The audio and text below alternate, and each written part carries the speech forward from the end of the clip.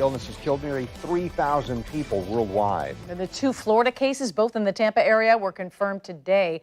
President Trump says the White House coronavirus task force, led by Vice President Pence, is meeting daily. Today they talk vaccines. Some schools in Washington state are canceling classes to sanitize and clean. All 6 of the U.S. deaths from the virus have been reported from that state.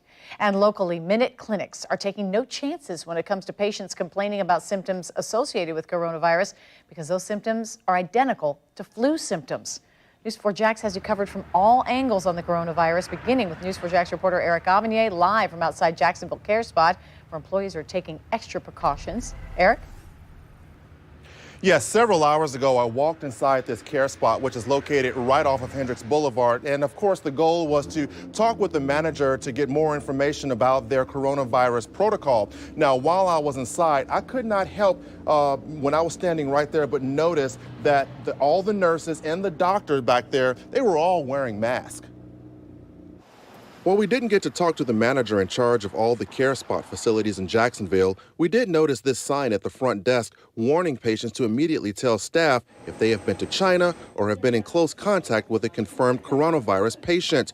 Even if they walk in with a fever and symptoms of respiratory illness, they have to immediately alert the staff. Here at this CVS Minute Clinic across town, a nurse told me off camera that they are now required to ask patients if they have recently traveled to China or been around someone who has traveled to any of the countries where there have been confirmed cases of coronavirus. The nurse also said that because they don't have coronavirus test kits on hand, they are referring people suspected of carrying the virus to the county health department to get tested. CVS Minute Clinic also offers patients the opportunity to request a video visit, which can be an effective way to evaluate and treat viruses from the comfort of one's own home while minimizing exposure to other potentially contagious viruses.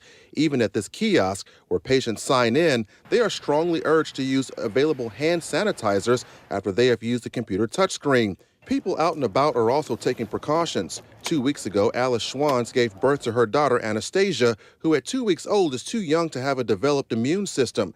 Alice and her mom, Kelly, are being just as precautious about Anastasia's health as the walk-in clinics we visited. Nobody's sneezing, nobody's coughing around her. For me, it's a big concern because she's so little. Now, that mother and grandmother you just heard from that I spoke with, they're planning a trip to Massachusetts where there are confirmed cases of coronavirus. But they said instead of flying there, they're going to drive there because they don't want little Anastasia to be around people in airport, just to kind of keep her safe. Also, I do want to point out that I did reach out to the folks over at Walgreens to see if I could find out a little bit more about their protocol, but no one has gotten back with me. And I'm still waiting to hear from the head manager who is over this facility as well as other care spot facilities around Jacksonville to get the complete protocol of how they're handling the coronavirus at these locations. Now, coming up at 11, you're going to hear more about this mad dash where people are buying Lysol and sanitizers and even masks and just basically leaving the store shelves completely empty. Again, that's coming up at 11. Reporting live, Eric Avanier, Channel 4, the local station.